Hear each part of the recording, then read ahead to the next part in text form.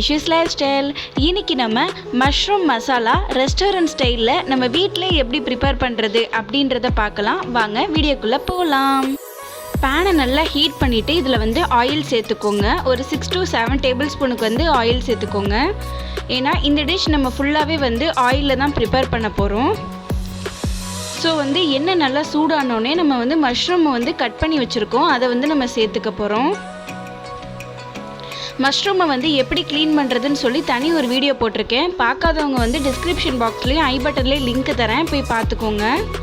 நான் வந்து 300 கிராம்ஸ் வந்து மஷ்ரூம் எடுத்திருக்கேன். இந்த மாதிரி க்ளீன் பண்ணிவிட்டு நம்ம ஆயிலில் போட்டுக்கலாம். போட்டுட்டு இந்த மாதிரி நல்லா வந்து இதை நம்ம டோஸ்ட் பண்ணணும். ஜஸ்ட் அந்த ஆயிலே வந்து இது வந்து ஒரு ஹாஃப் ஸ்டேஜுக்கு வந்து குக் ஆகணும். இந்த ஸ்டேஜில் நம்ம மஞ்சள் தூள் சேர்த்துக்கலாம். மஞ்சள் தூள் 1 ஸ்பூனுக்கு சேர்த்துட்டு இது கூட நம்ம தேவையான அளவு உப்பு சேர்த்துக்கலாம். அவ்வளோதான், உப்பு சேர்த்துட்டு இதை நல்லா வந்து மிக்ஸ் பண்ணி விட்டுக்கோங்க. அந்த மஞ்சள் அண்ட் உப்புலே வந்து நல்ல ரோஸ்ட் ஆகி இப்படி வரும். ஸோ இந்த ஸ்டேஜில் வந்து நம்ம ஒரு பிளேட்டுக்கு மாற்றிடலாம்.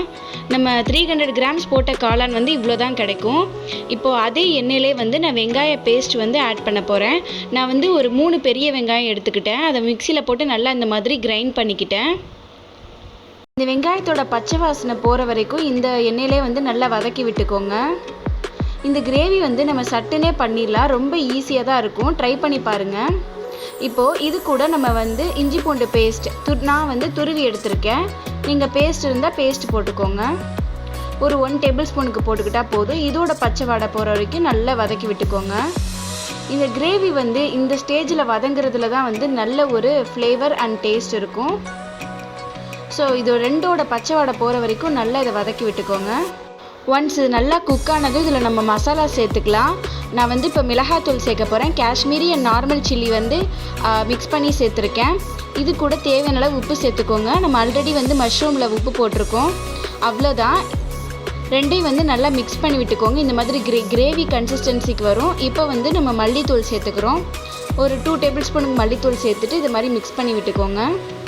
அவ்வளோதான் ஃப்ரெண்ட்ஸ், இதில் நம்ம மல்லிப்பொடி அண்ட் மிளகாத்தூள் மட்டும்தான் சேர்த்துருக்கோம், வேறு எதுவுமே நம்ம சேர்க்கலை.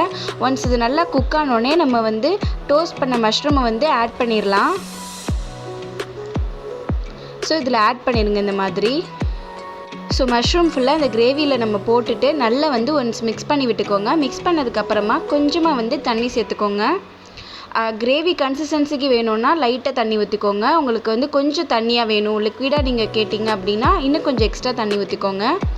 இப்போ உப்பு காரெல்லாம் செக் பண்ணிவிட்டு நல்லா வந்து ஒரு 2 மினிட்ஸ்க்கு கொதிச்சா மட்டும் போதும். அவ்வளோதான் ஃப்ரெண்ட்ஸ், மஷ்ரூம் மசாலா இன் ரெஸ்டாரண்ட் ஸ்டைல் சூப்பராக ரெடி ஆயிடுச்சு. எல்லோரும் இதை ட்ரை பண்ணி பாருங்கள். எப்படி இருந்துச்சுன்னு கமெண்ட் செக்ஷனில் கமெண்ட் பண்ணுங்கள். இன்னும் நம்ம சேனலை சப்ஸ்கிரைப் பண்ணாமல் பார்த்துட்ருக்கீங்களா? மறக்காமல் சப்ஸ்கிரைப் பண்ணுங்கள். நெக்ஸ்ட் ஒரு இன்ட்ரெஸ்டிங்கான வீடியோவில் பார்க்கலாம்.